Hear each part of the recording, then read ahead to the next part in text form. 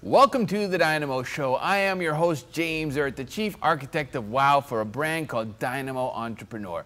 We support experts in living well and doing good around the world and in their communities. However, not only putting the oxygen mask on the world, but also putting it back on yourself again. Getting selfish in health, using our 5 F-word system: food, fitness, family, finances, and fun, and having that proper work-life balance.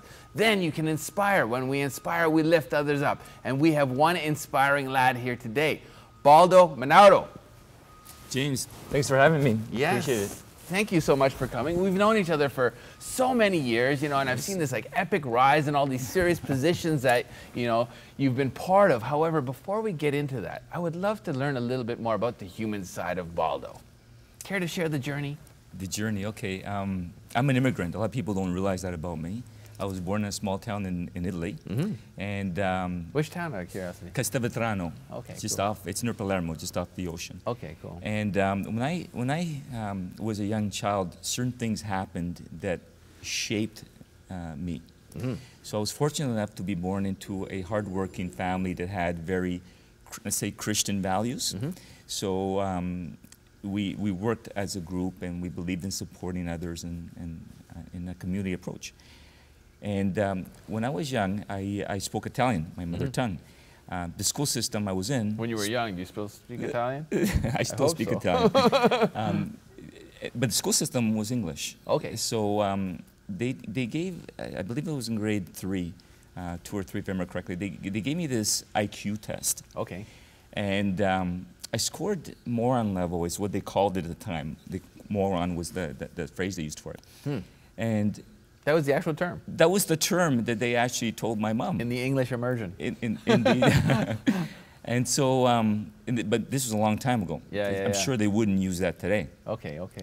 So what they told my mom was that I would never be able to make it to university or have a job beyond manual labor. And my mom was devastated. She was just like, she cried for a week. Yeah. And, but she spoke to a few people and had the clarity of mind to send me to a priest who was across the street, lived across the street. And this priest pointed out to my mom that I didn't speak English. So they had given me a test in English to evaluate how intelligent I was without me being able to speak the language. And all the answers that I understood were the mathematical ones, which I answered perfectly well. Because my father, being in construction and real estate, was showing me all the engineering aspects of what needed to be done and actually taught me to use tools. So I got the ratios and the mathematics of it. So when he realized that, he tutored me for about 6 months. And because the school was pushing to put me into a different school, they retested me. Only this time, I scored a little bit higher. Guess what I scored? 100? Over the minimum genius threshold. Nice. And suddenly, my reading was 2 years more advanced. In 6 months, my reading was 2 years more advanced. They wanted me to skip a grade. Oh my goodness. From moron. From moron. So, you know, that taught me something. Yeah. That taught me that what the system and people see of you determines the opportunities that are available to you and how seriously they take you. Bingo, you nailed it, yeah. So it also taught me that I have a big influence over my mom, who was very important to me, and I wanted to make her happy. And part of the Christian thing is you want to fill people's bucket. You want to help them feel good about themselves and be happy. And I'm sure in addition to that, you want the recognition from your parents. You know, 'cause Exactly. you're attempting to prove something to them. Exactly, Yeah. exactly. So it changed the way I saw school. For me, it was no longer a place to go to just to kind of pass the time. It was a way for me to learn as much as I could to impress the people that were judging me. And they were judging me not according to my standards, they were judging me according to their English system of what they thought was important, which I don't necessarily agree with all those criteria. Yeah. But some of them were very valid, and it's the same today. I don't agree with everything they judge you on, but some of those skills are important. So I accelerated in the academics, and started making decisions for the purpose of being very good at things. That drove me to be challenge motivated. So I wanted to learn as much as I could about everything so I could understand everything and I wouldn't look like a fool when put in another test. You did like self-development, personal development at a very young age. Yeah, exactly. So Wow. I don't want to be put in a situation where I was judged for not being able to do something or not understanding something and things being taken away from me and other people being upset with me because I couldn't, you know, pull my weight. Of course. Right? So I wanted to pull my weight. So what I did is I basically started taking courses, and I made sure I went to a high school that actually was a very good high school for me. And back then, it was a high school that was in the open system. In other words, you didn't have to go to class. They gave you topics to study, and then when you were ready, you were examined on them. Yeah. So rather than having the 72 credits to graduate high school, I had something like 50-something, 54. Like, it's crazy. Because I really enjoyed learning, and I chose the courses that I wanted to learn. Yeah. That served me very well. That's awesome. So that challenge-driven has followed my career. And what a career you've had. I mean, you've held some pretty good positions. I was trolling your LinkedIn, you know, and I was doing my research on my guests, you know, and I got to, you know, hand it to you. You know, care to share a few with our thank you. audience? Yeah, you know what? I took positions where I felt I would learn and be challenged. Yeah. So Bank of Montreal, I joined them. I consider that my second career. I joined Bank of Montreal as a financial analyst because I wanted to sharpen my financial skills. It was a fast-track program. I only planned to stay around for a couple of years, but they promoted me, and they kept promoting me. And then I was offered a job by Scotiabank, and they wanted me to be at their flagship to help them bring the business back to them that I was taking away from them. Yep. which I was very good at doing. That's funny. I could speak the business language. Yeah, I could relate to entrepreneurs and help them with their business. So I kept bringing in the business. So I got offered this job. It was a great job, and I told my bank that I was taking it, and I was going to clean up my portfolio. And then I went on vacation, and I got called into head office, and they ended up offering me the only job that would keep me there, and that was international trade finance. Okay. So I ended up. You knew your worth at that point. Well, it's what I always wanted to do, right? Yeah. At that point, so I actually helped market the company's services for international business around the globe, and it helped open up a lot for me in terms of knowledge and relationships and some travel. I was going to say travel too. I'm Yeah, sure. yeah. So that was one position. Another, but then I left them because I realized I couldn't go beyond where I had achieved, and it wasn't challenging anymore. I delivered on what I I delivered on what I said I would deliver on, and I wanted to challenge. So I started my own consulting company, and the day I opened my doors, I had 3 corporate clients. So I did very well in that, and then one of the clients that I took on later on ended up offering me a position. It was a publicly traded corporation as VP of Corporate Development. But the offer of what they offered me was basically, I couldn't resist. I couldn't refuse it. So I took it on, and that allowed me to travel the world, dealing with investments, and the field was in mining. Continuing to learn. Continuing to learn, but learning new cultures that I had studied in school, which I loved studying cultures, but I actually got to live those cultures and meet people and do business with them and help explain what it was that I did really well and how they could use it there, because they were interested in knowing how we can do things in those countries. That worked very well. So where did the book come from? Where the banker who saved his soul? The banker who saved his soul was written because I saw while at the bank the way people were behaving towards other employees and customers, and I felt it was inhumane. Oh, it was wow. robotic. Inhumane. Inhumane and robotic, and definition of professional was no emotions and don't step outside your role, basically, which I disagreed with. And I found myself being held accountable in front of one of the senior VPs and holding my ground, and I thought I was going to get fired. He ends up actually congratulating me on reminding him about what it was about. Wow, that's great. Yeah, so that's great. And the book was the way I was able to hold my humanity while still being true to the bank and helping my fellow people, basically, and how others can do the same thing through my real life examples. The book is 99% accurate. Now, if you were to say, with your extensive traveling and knowledge and becoming an author, you know, a couple nuggets with our audience, just maybe 2 or 3 nuggets of wisdom, Baldo wisdom, what would you share? Follow your passion, number 1.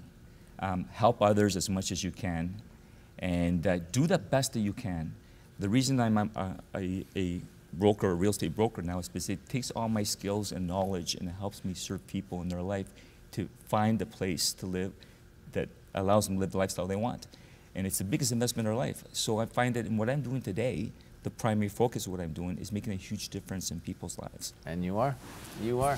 Baldo, thank you so much for coming on the show. Thank you for tuning in. We're going to go to the short commercial break and we will be right back.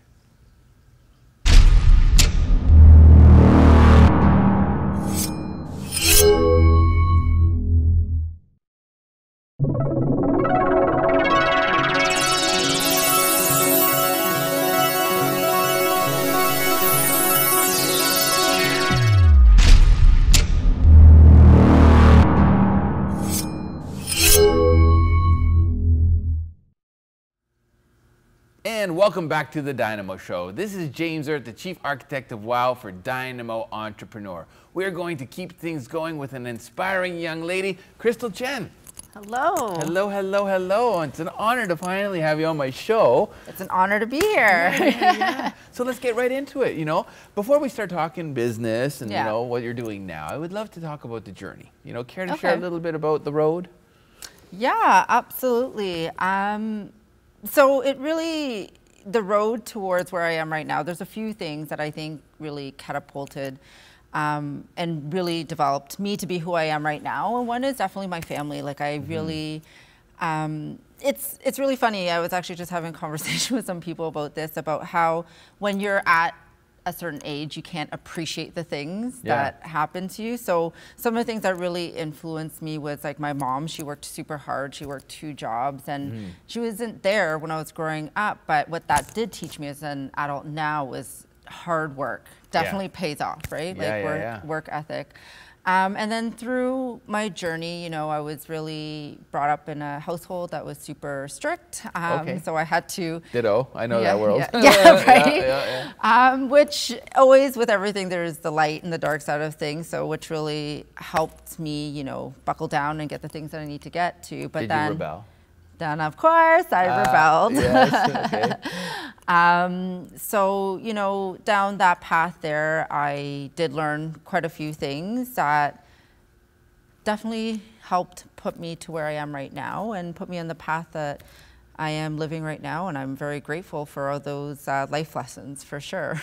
Care to share about any of the rebelling? Did you get into trouble? Yeah, definitely. So I went from being an honor roll student in school, valedictorian in Chinese school. Yes, I went to Chinese school, and yes, I was valedictorian there. Okay. And then in high school, I kind of rebelled. I learned that my father wasn't my biological father, which I kind of always knew. So I didn't trust in my family. So I rebelled and actually grew up in Jane and Finch area, and not the nicest areas, right? And the funniest thing was I learned a lot from being there to how to behave in a certain way. And it's kind of like a life lesson there. And then as I moved out of that area, funny enough, I was able to stay out of trouble when I lived there. I just knew how I needed to behave to survive, essentially. Really? Yeah. So I was able to stay out of trouble there. It was not until I was a little bit older, actually, surprisingly, and I moved out of the area. So situations where you live don't always necessarily change you, because I learned that firsthand. Yes. and kind of, you know, got into drugs, Partying and things like that as well. And I had a wake-up call, actually, when I've had a few, but one was I was 8 months pregnant with my son, and when the cops come knocking on your door, and it's 1 a.m., and you have a bunch of things in your house that you probably shouldn't have. Yeah. The only thing that goes through your mind is, this is it. Like, I'm gonna go to jail now. And when that doesn't happen, and they're there for a totally other reason, it's divine, it's the universe, it's God, whatever you want to call it, saying, you're meant for something else. Yeah. And that was it. That was the big aha. That was a huge aha for me. So my son pretty much saved my life. I love it. I say the same thing about my 100%. daughter. You know, I had my daughter when I was 21. I'd be dead, long gone if it wasn't for my daughter. Yeah. You know, they put that conscious little nugget in your brain before you do something, or, you know, Yeah. guides you in a way to make better choices, to be conscious, you know. Yeah, like 100%. And for the people, anybody outside looking in, they would have never known, because I still had a job, I still lived my life, and all those other things. And so it was totally. From there, where did you there. go? So now like, you're moving into the space now with what you're doing. You know, so care to share? Yeah, so I'm very fortunate that I fell into the fitness industry, actually, which is a beautiful. Saved my life. Yeah, it was a beautiful industry. I actually started in the fitness industry while all that stuff was still happening. And how young were you then? I was 19 when I got into the fitness industry, and I was 22 when I had my son. So it was probably between the ages of 19 and 22 where all that stuff kind of happened, and I was, you know, trying to be all tough and whatever. Anyways, so luckily I got into the fitness industry. From there, what kind of roles did you do in the fitness industry? I was a personal trainer, manager, you know, trained, coach, hire, develop, all that fun stuff. All the works, right? And luckily with the fitness industry, they really dive deep into personal development. They do. Because it goes hand in hand, right? If you're trying to help people achieve a certain lifestyle, I really took it upon myself to see and know that. I was like, no, there's something more to why somebody doesn't want to make that shift. And I really got into wanting to know more. How can I really help these people? How can I help my associates? How can I help the people that I hire to be better at their jobs? And that essentially boiled down to they needed to change their behavior. And I really, then I was like, wow, emotion drives behavior. Yeah. So if I can help people with their emotions and with certain patterns, then they can make the changes that they need in their life. I love it. I love it. So now, I mean, with what you're doing now, how would you say the fitness industry has helped you? Oh, it's like huge. It's been huge because I find it, like I was saying before, right now I'm a sales confidence coach, right? And a clarity coach. And through my entire clarity coach. Yeah. Yeah, that's great. Clarity. So important. It's huge. Integral. It's everything. It's huge. Key, and that's what I found actually being in the fitness industry is that people weren't clear about what they really wanted. They had surface goals. Right, and I think a lot of people have surface goals, right? It's just like, I want money, I want to lose 20 pounds, I want to live this life, but there's a reason why you have that goal, right? And I think people lose sight of it, and that's where clarity comes in. And with being a sales confidence coach, because I also train and develop and help people with sales, I have I combine the two together. Are you a good closer? I'm a good closer, but I'm not into the big hard sales. I do sales training on more of a holistic side because I help people realize. I help people see their value because I find the biggest gap with people in sales and asking for money is nothing to do with it. It's the value that they create, not just on their product or their service, but on themselves. If they don't see the value themselves, they have a hard time asking for the sale, right? So I just help people gain clarity on what it is that they want so they can take inspired action and have no problem then asking for money for their services because it's in line with what their clients and what the world needs. Who inspires Krystal? My son. Okay. Yeah. Any personal development gurus? Any outside of your son? Outside of my son, you know, Jim Rohn is huge for me. I love Jim Rohn. I think he's just so real and raw, and he's kind of like the guru, right? Yeah, clarity. Clarity. All about clarity. It's all about clarity. Yeah. And I like him because he aligns with me and what I do which is really it's about action, but it's also about being in line with your values, which is huge. Yes, yeah. Morals and integrity. Morals, integrity, values, and then with clarity, like, do you get into values and stuff like that with individuals as well, or is it more goal setting? Both. Both. Like, I don't They do. go hand in hand. They go really. hand in hand. Yeah. I really find the biggest thing is before I set goals is I really need to find out what your vision is, what your mission is, what drives you, what your values, your purpose. Because speaking of purpose, what's yours?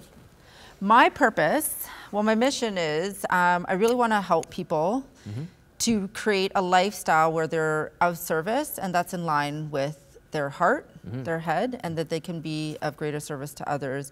And mostly on the bigger scale of things, I want that for people because I want them to be able to have the time to spend with their family and to live the life that they want so that they can be with the things that matter the most to them. Oh, it's so important. Yeah. It's so important. Where do you see Krystal and say, like, 5 years from now? 5 years from now, I see myself traveling the world, being able to spread my message and really help people gain clarity on their vision and be able to also help families create, a better dynamic so that they are able to bring that to not just their families because they have them for themselves, but then through their existence, they can bring it to the world. I love it. If you were to share one nugget of wisdom, if this was your last day on earth with our audience, what would it be?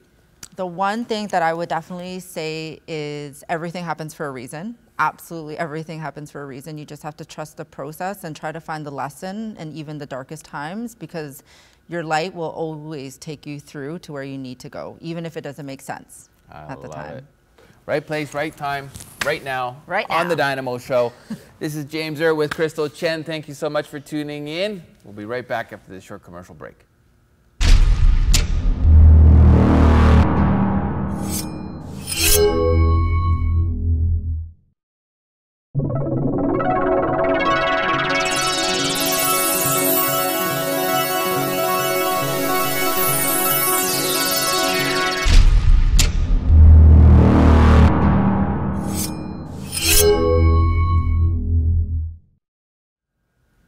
Welcome back to the DYNAMO Show. I am your host, James Erdt, the Chief Architect of WOW for a brand called DYNAMO Entrepreneur.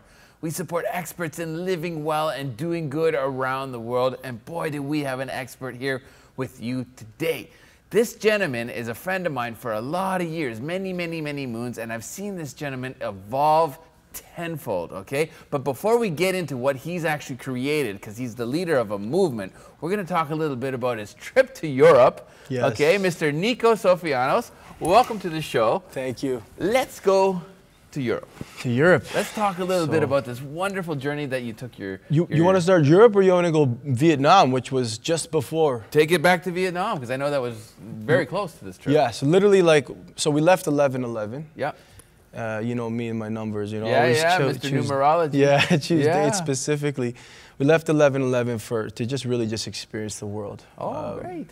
So with your little one, with our little Athena. one. Exactly. Yeah. So it was more of a family trip and just like really personal, just to go and visit some family and just experience. I never had when we arrived in Vietnam, I'd never been, it was like nowhere I've ever been and like nothing I've ever seen. Really? I thought to myself, like, wow, what a bubble we live in. What's the big difference? Well, just the way people are living. I mean, you see an entire family on a scooter, Here, it's like if the baby's not in the car seat, it's a $10 million fine, Yeah. So it's just not as regulated. Different world, man, yeah. People are a lot, they're happily living with a lot less than we are. Humbly, yeah. I mean, I spent some time in India, so same thing, and you just, India, you come back and the gift that I received there was absolute humility. Just coming back with just such a different view of how comfortable we are here. Yes. And how the awakening is going to come real fast over here, and unless we're ready to get uncomfortable, it's going to be very uncomfortable. This is a good point, man. Even though Toronto's so multicultural and like you do get to experience a little bit of each culture, you don't really have an idea until you go. I don't even think a lot of those cultures even know their own culture because they were born here. That's true. This is very true. In fact, yeah, even I myself too, I'm first generation Greek, so until I went to Greece to realize what I'm from, it's all otherwise hearsay, But yeah, the trip in, so Vietnam was just that. It was humility, definitely. Like, I would say it was also kind of a pattern disruption for me. I tried going strict vegan, and I did it for 28 days. I did, yeah. Oh. So it was great. However, some implications, I think cutting off completely something that you're used to, as any addiction, and I'll use the word because food is literally addiction, whether it's the sugar or the meat or whatever it is that we're indulging in the Western world, we're indulging. But anyways, I think the key was what I learned is, like now I don't eat nearly as much meat as I do, so like as I did. Fish. Yeah, and just red even meat still? Still a little bit, yeah, here and there. I'm a type O blood, so it's almost like I'm still doing my study and I'm learning how they say you gotta be careful if you're type O, you know, you're of that blood type that it needs the extra, you know. Anyways, I'm doing a lot more research. What I did realize is I don't need this much meat. I did become much more aware as I started studying veganism of the animal, you know, rights, you know, and just there's a lot more. There's the spiritual argument, there's the animal rights argument, and then there's the, you know, physical, biological diet aspect. Some people are doing it just to lose weight. Like there's many different reasons. Yeah. So, but or it's trendy. Yes. It's incredibly trendy right now. Yes. Like yoga. But that's good because it's a step in the right direction.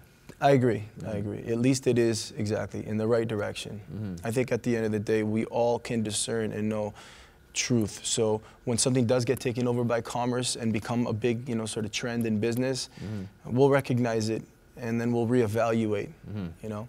So, but yeah, Europe was a whole different world from. It is, I bet, yeah. Whole different world. Socially mature is in a nutshell. Socially mature. Culturally deep. Yes, yes. Just the churches and the buildings and the structures, the cobblestone, you know, squares and stuff like this. It's just, it's amazing. Much to observe there. And much now, to Europe is a big place. Where did you go? So we were in Germany for the most part, little town called Hagen in Germany. But then I took a trip to visit a friend of mine. Whereabouts that? My family's from Frankfurt. Okay, Hagen is an hour from Düsseldorf. Okay. Yeah. Okay, yeah. And then a friend of mine who I reconnected with, he was Mr. Belgium when I was Mr. Canada, and we were competing in South America. Okay. We were roommates actually at one point. A few moons ago? Yeah, many moons ago. He's a principal of a school. He's also a musician. In Belgium? In Belgium, yeah. Oh, great. But a principal of a school predominantly focused on, it's like a prototype model school, bringing more music into their curriculum.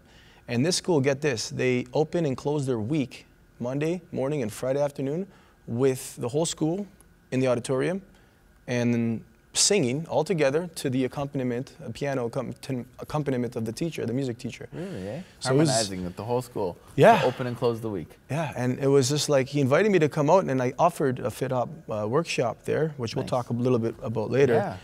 But it was such an incredible experience because here's a guy who many moons ago, you know, like who would have ever known that we reconnect and boom, it was directly related to why I went to Europe. That's what I feel like.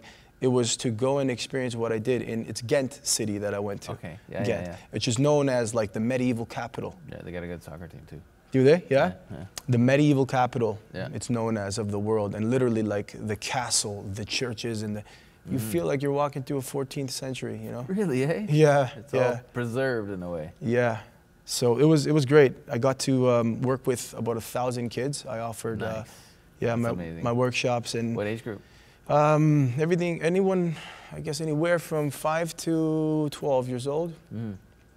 And that was about 4 different schools. I love it. I gotta say, I'm so happy for you, man. You know, like I've known you for quite a few years now, and you know, having gone through the journey of now having your own little family and stuff like that. But you know, it always wasn't as polished and as nice as it sounds right now, because I know we all go through our stuff. Care to share a little bit about the journey? Okay, yeah. So it's for me been like a journey of knowing thyself, you know, so peeling back all the layers of who I thought I was, and that was programmed by those figures that we would see on TV. I was what's the word? Very seduced by the music industry and influenced by entertainment in general, you know, like models and actors. I wanted that rock star life, period. I wanted to be a rock star, and I was willing to do whatever it took. Okay. So, not to get too much into details, but like there's a lyric from DMX where he goes, I sold my soul and the price was cheap, but not 50, but not all 50%, something like 51%. Now my soul is more deep. Basically, what I went through is I gave my own identity. I gave myself at the, the cost of myself to only discover that all I was trying to become wasn't actually myself. It was someone else. So for me, it was, I started off after I won Mr. Canada, I was offered a big modeling contract, and modeling is very two-dimensional. Yeah. Here I am, a gymnast background, like I grew up. Functional. Yeah, exactly. Yeah. So, but then it's like it all became about the looks and just 2D. And I got caught up in that whole world trying to be a rock star. And now it's like I say, like, the only model I care to be is a role model. Nice. Well said, man. Very well said. Thank you, brother. Especially to Athena. Exactly. Exactly. Brings a lot of perspective to life. It does. Yeah. And at one point, to be honest with you, I said, I'm not going to have children in this life. I had already decided that. I would rather, spend the life, dedicate this life to inspire other children to not go through what I went through, to not be seduced by the clever. The greatest gift emerges. And yet the greatest gift emerges, and within it comes also like all of the purpose. Oh yeah. And the fuel to really now step up. I like that word, fuel. Fuel. Clarity. Yes. It just brings absolute clarity when you have children. Yes. I have 4 of them myself, so. I know. I know. Yeah, having a blast with all 4 of them, and being daddy, super daddy. Yes. I love it. Yes. The job of dad, I was just talking about this with my lady last night, it's like you become, to a sentient being, to a human being, you are God. Literally, you're providing for, you're protecting, you're saving, so for someone like me who's chosen to go really deep into both polarities, the darkness and then the the light, it's been a wow. Now it's like I understand God a lot better as a father. I'm sure you would agree. Totally agree. What our job is here, that sometimes it's like, yeah, I do love you, but I got to discipline you. That's it. Yeah, I can't, We're guided. So yes. We're going to take a short commercial break. Niko Sofianos, James Erdt, this is the Dynamo Show. Stay tuned. We will be right back with Mr. Fit Hop.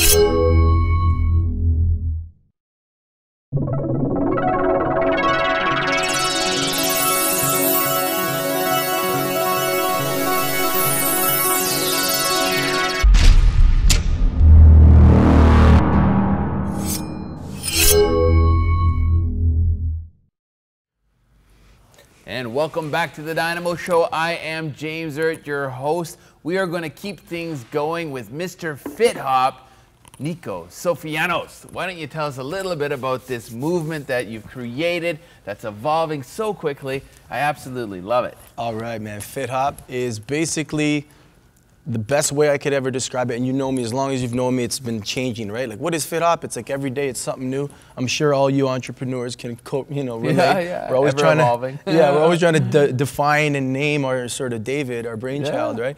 But the best is, it's the acronym that I gave it. It's a functional, integrative training and health optimizing program. Yes. And the P is program, but it's also philosophy. Yes. What hemisphere of the brain are we talking to? If it's the program is more the left brain, it's more the exercises, the sequences, the methodology. The philosophy is the right brain. It's more the feeling of what it means to be a walking instrument, which is what we are. Oh, I love that, a walking instrument. A walking instrument. So using that metaphor, your body is an instrument. All you got to do is tune it and play it, explore it. And therefore, what Fit Hop ultimately is exploring movement through mathematical, and this is what I'm teaching the kids when I'm going into schools. It's really understanding what I teach, the X, Y, Z's, and that's the axes of three-dimensional physical space. So that then, that's the fitness part, so that we have proper posture, we have, correct form, injury prevention. But then that's the 3 dimensions, but then the 4th dimension is music. Yes. Space-time.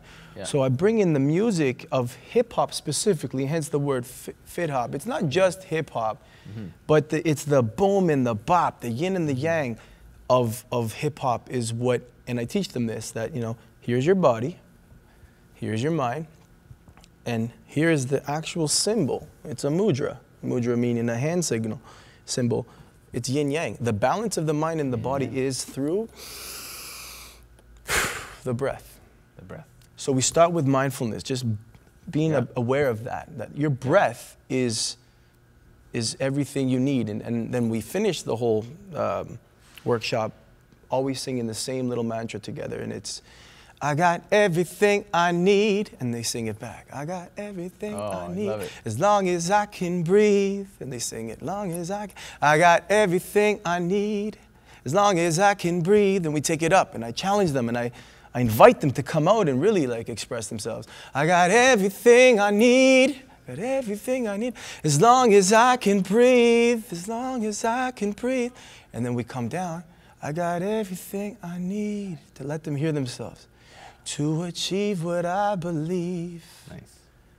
And we finish it there, and it's like, in between that, there's exercises, there's music, there's spoken word poetry, there's rapping, there's dancing, there's all of that. And it's combined and integrated, functionally integrated. As a brand too, it's so strong. Like Fit Hop, like you nailed it. Like the word, right? Kudos to you. The word itself. Thank you. The word itself brother. and the branding of it.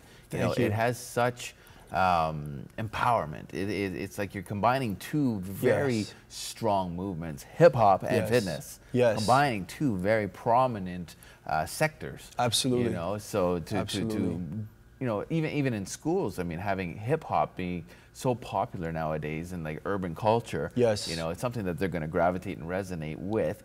Fitness and moving around, obviously, you know, they love their sports. They, you know, ideally, if they're not behind their computer screen, they're doing something. Which is also part of why there's such an importance for it. This is my why. It's like kids are becoming fun for them. And this is otherwise all they know as fun is computer games and you know, that sort of interface. But we're bringing that kind of like to them, like, look, you gotta move, and and it's fun to move. It's even if you can't necessarily do all the moves, there's always variations. But yeah, the word itself, when it came to me, it was like, amen, it came to me in a dream, but at the time I didn't understand what it even means. But I learned to focus the gift of ADD, Creative Fit Hop, Spartan Productions, and Alternate Drive and Destiny, which is my acronym for ADD, something I really tie in, and I speak to those kids, the ones that are misbehaving, the ones that are distracting the rest of the class, that are simply bored. Fit Hop speaks to them. They're the geniuses. Absolutely, they're the geniuses, and they're the leaders. In fact, they need to know. They need a role model because the others are following them. And this is, I think, my ultimate purpose is to help those kids, engage those kids, because the leader can't lead till he knows where he's going.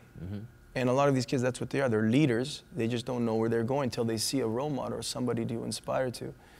Want to play a game? Yeah. So let's say 5 years from now, okay, you have an investor for $1 million into Fit Hop. What does Fit Hop look like? I guess 5 years from now, 5 years, $1 million. Okay, by then it's already tested and proven. It's gone from Europe now to Canada. I do want to really reach coast to coast. I want to really cover all Canada. But 5 years from now, I want it to be a world tour. A phenomenon. A world tour that literally features the likes of LL Cool J. Oh, nice. Hip hop artists like LL Cool J who already are in the fitness movement. School. You know, demonstrating Fit Hop in its full essence. And he lives fitness. He lives it, Will Smith. Will Smith, if you know, you guys are listening, if somebody's listening who does know personally, that's the vision. Will watches the DYNAMO Show all the time. Yeah, right? Why not? Why not? We live in that beautiful day and time where we all can actually connect through this. It's so true. We're connecting. Our network online. Human tribe. Yes, and the law of resonance, I have utter faith that Will Smith or LL Cool J or KRS-One, whoever it is, will at some point, you know. The only difference, cross paths. Yeah, the only difference is time, space. It's like when it's time, it'll happen. So, but that's the vision: is a world tour featuring real renowned, big names in hip hop. And what we're doing is it's like a big concert, but then also in your city, we service, and we have different certified fit hop instructors, of course certified. So like they know the system. There's a very specific format and structure that we're teaching it, and that's why it's so effective. But yeah, big show in the city, and then all, you know, kind of we dispatch all the workshops, and then we just do that major city to major city. You know what I study? Companies like WWE, UFC, Zumba, anything CrossFit related right now, it has stickability factor. Stickability, okay? yes, yes. Fit hop has stickability. Thank you. Persist. Thank you. Stay on track. Stickability. It has stickability.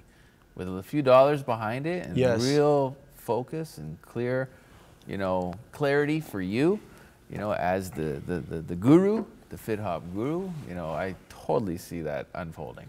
Amazing. Thank you, brother. I know your vision is very clear. I know your imagination is very powerful. I know you personally, and I've seen what you've created or manifested. I don't think we create anything at the end of the day. I think we're vessels of the only one creator. And I think we agree on that tip too. Yeah. But we just perceive it 7 billion different ways. Thank you. That's well put. We perceive it 7 billion different ways. Absolutely. So let's say today's your last day on earth. 3 nuggets of Niko wisdom. Share with our audience. 3 nuggets. 1, don't be afraid to be yourself. 2, recognize that yourself is the reflection of everyone else. And by that, I'll just kind of further elaborate, because that's a little deep and philosophical, but those things you love and hate in others are actually reflections of what you love and hate within yourself. So definitely surround yourself and, you know, and immerse yourself in an environment that reflects your light, the things about you that you want to really shine, you want to bring forth to the world. And the last one is really that your body is an instrument. So tune it, explore it, and play it. I love it. Niko, how do they find you? Fithop.com is easy. Everything's there. We have an entire discography page where the music itself is available that you hear in the workshops. These are all custom tailored. The anthem? Produced. The anthem is there as well. That's how we met. You saw that video. Man. Yeah, that's great. Yep. So thank you so much for tuning into the DYNAMO Show. I'm here with Niko Sofianos. I am James Erdt. Once again, very, very grateful for having you tune in with us, and we will see you on episode number 44.